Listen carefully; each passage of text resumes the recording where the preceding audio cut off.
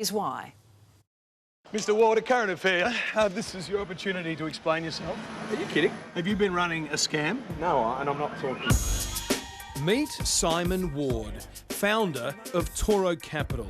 So no comment, get away from it. Well, have you been running a scam? No.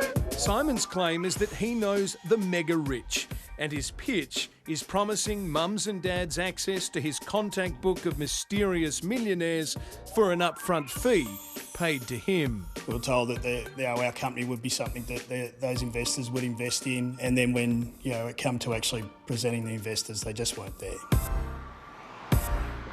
The Tauro story begins here on Collins Street, the financial hub where fortunes are won and lost. But this misleading and deceptive operation extends far beyond the cashed-up crowd, leaving victims ranging from outer suburban families to Gold Coast retirees. My intent here is for justice to be served and for no more small businesses in this country to fall prey to this scam. Rondalyn Korolak is an everyday mum with a dream of corporate success. She met Simon Ward of Tauro Capital 2 years ago while trying to find support for her accountancy business. He says that he is the most successful capital raiser in all of Australia, with over $201 million raised for startups. But unfortunately, none of that is actually true.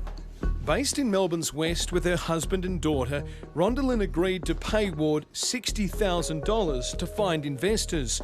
But when the volume of investors didn't come along, Rondalyn began reaching out to other clients of Tauro Capital. Every single client that I called had the exact same story as me. They paid money up front, nothing happened, and when they complained, one of two things happened. Basically, they still did nothing, so they didn't actually remedy the breach of contract, but the second thing that started happening was legal threats. To deal with the stress of her lost $60,000, Rondalyn began to examine Ward's affairs in detail. As she spent hours poring through paperwork, a current affair focused on Ward, looking very relaxed as he paced outside his Bayside home, while on social media, a lifestyle of lunches, racetrack marquees and nightclubs, the good time image, a far cry from the man Rondalyn says she encountered. As soon as he required money from me, as soon as there was an invoice on the table, there was one day that he sent me an invoice for $50,000, and he actually emailed and called me 5 times in a 24-hour period demanding immediate payment. Eventually, Rondalyn had enough to lodge a complaint with AFCA, Australia's Financial Complaints Authority. AFCA found Ward and Tauro had engaged in misleading and deceptive conduct. It also ruled that false and unfounded claims had been made to Rondalyn and ordered Ward to repay her almost $50,000. Money she hasn't seen a cent of. It's the type of behaviour we're warned about. Even Simon himself seems to know that in a Facebook video spruiking his latest business. Working with quality businesses is important when you're talking to people, and if you peddle rubbish, you're not going to go far. He should know. People behave in sometimes a way that might be less than a professional manner if they think there are no consequences to those actions. Can't disagree there either. So tell us, Simon, what should you do if we're worried about doing business with someone? I would definitely check the back trail, as we say, and look at who they've been in business with and ring them and say what were they like as a manager or a partner. Good idea. Let's ring another former Tauro client, father of 3, Mostyn Howe. Probably had that gut feeling early that wasn't someone that you like to trust. Mostyn had an idea for a car parking app, Ubi Park.